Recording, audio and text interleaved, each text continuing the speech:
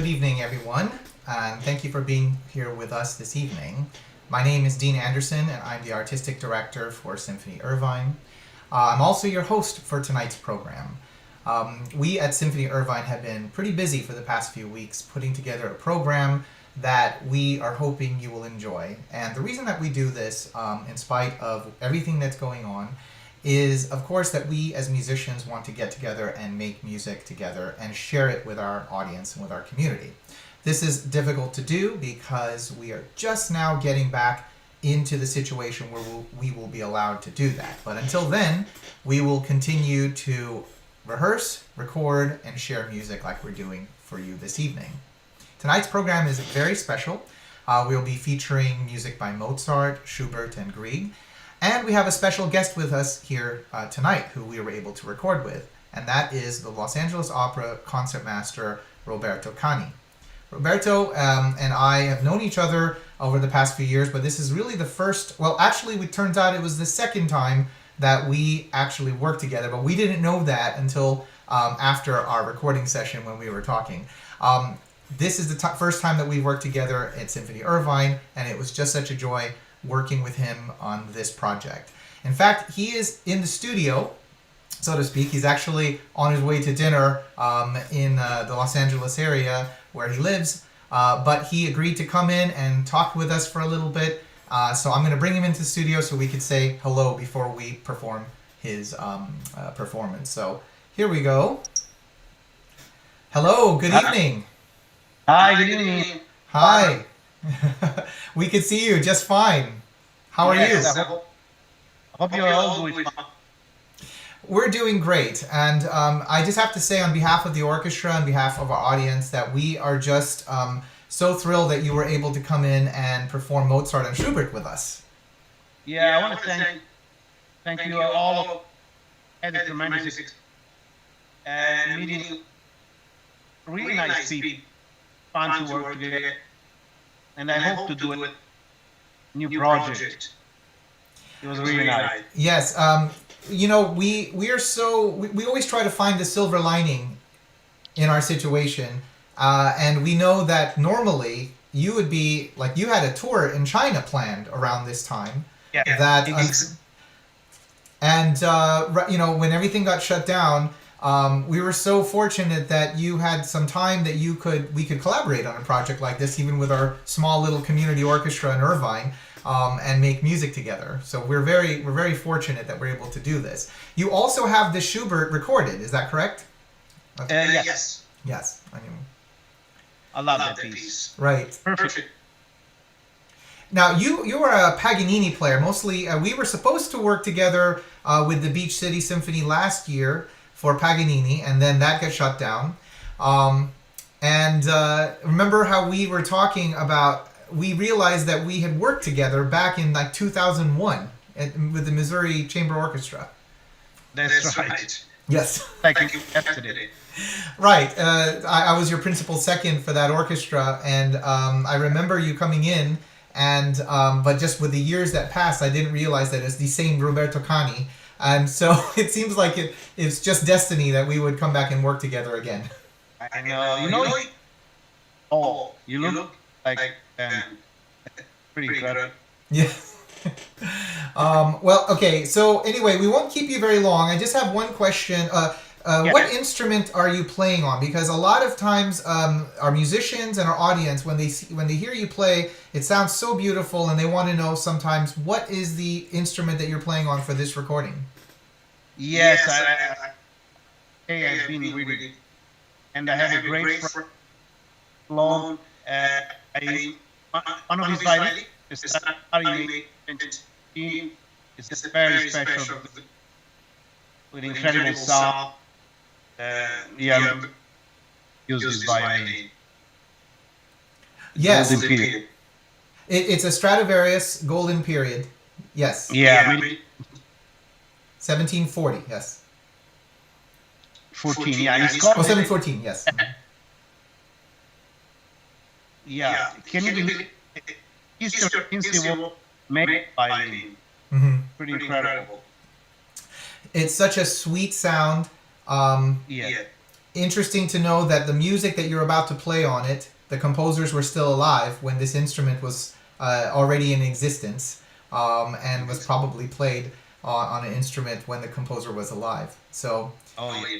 yes, we look so forward to doing more projects with you. When we get the full orchestra together, I hope we can do Paganini for sure, Yeah. which I know is your specialty. And I can't wait. yes, and I believe in the next event that we're working towards, very soon we'll be able to play for live audiences in the city of Irvine. So we look forward to presenting you. Great. Thank you so much. Thank you so much, Roberto, for taking some time to say hello to our audience. And Of course. I'll go ahead and let you go to dinner. So have a great evening, and we'll talk to you soon. Okay. All right. Bye-bye.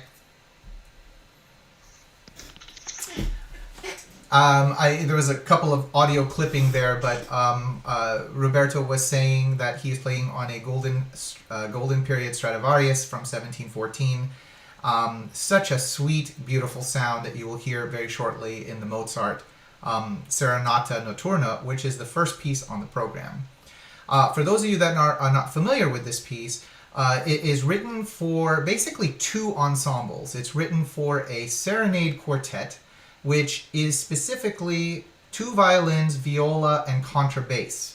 At the time, the string quartet, of course, was an emerging genre of chamber music, that being two violins, viola, and cello. And composers such as Haydn and Mozart, and later on Beethoven, of course, were composing for this particular genre of or grouping of instruments. But the serenade quartet seems to have followed a different path, why we would replace the cello with a double bass. It seems that the serenades for Mozart were sort of his, if you will, like his laboratory of experimentation for instrumentation. He wrote this serenade when he was 20 years old, and it's number 6 in a set. Those of you might know number 13, which is the Eine kleine Nacht quartet, very famous, and that is the G major serenade. It's classified as number 13, and that also was originally written for the serenade quartet, two violins, viola, and double bass. In this earlier form, of which Mozart experimented with coupling the serenade grouping with the string orchestra, and even added some timpani on top of it to give it that sort of pomp and fanfare character to it. It's in 3 movements. It's a very short piece. All 3 movements together take about 10 minutes for complete performance. And we have, of course, our guest Roberto playing the first violin. We have our concertmaster Elizabeth Johnson playing second, and we have a guest viola principal Philip Triggs, as well as our guest contrabass principal Chris Hornum. So we hope you enjoy. This is the Mozart Serenata Notturna by Mozart.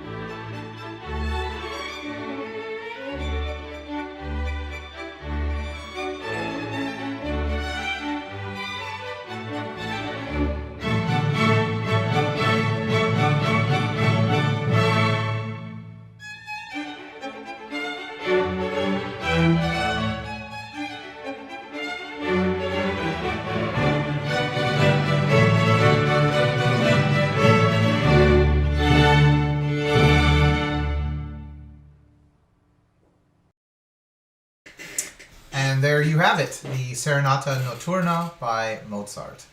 I can't stress again how delightful this piece is.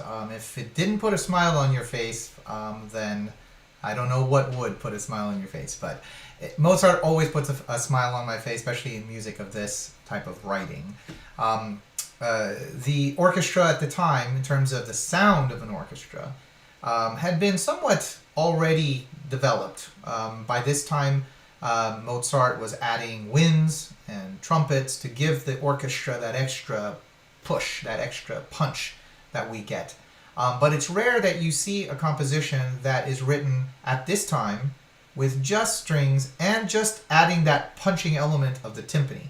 And hopefully you could hear how much of an orchestral timbre Mozart was able to get by just that addition of the timpani. Of course, around this time, he was also writing like the Hofner Symphony. Mozart was already 20 years old. He'd already written quite a few symphonies. But for this particular occasion, adding timpani to strings and the Serenata quartet, I thought was pretty unique, and I hope you really enjoyed that. Next piece on our event tonight is the Rondo, written for violin and string orchestra by Schubert. Sometimes also written or performed with just solo and string quartet or quintet, but most of the time it is performed, when it is performed, with string orchestra. The rondo is, as it is called a rondo, has that form of material that keeps coming back at you. By the time you get to the end, you pretty much created a very friendly relationship with the motive. But Schubert doesn't just jump right into a rondo, which you would normally expect at the end of a concerto or at the end of a symphony. He sets it up with a rather elaborate adagio introduction. So there's this slow opening to the Schubert piece, and then we go right into the fast section of the rondo. It's a one-movement work, and it really gives the chance for the violinist to display some virtuosity, but at the same time not overly done as well. So there's some pretty tricky arpeggios that the soloist has to negotiate. But overall, it's a delightful classical piece by Schubert that showcases a lot of bright and cheery melodies, and we hope you enjoy Roberto Cani playing the Schubert Rondo for violin and orchestra.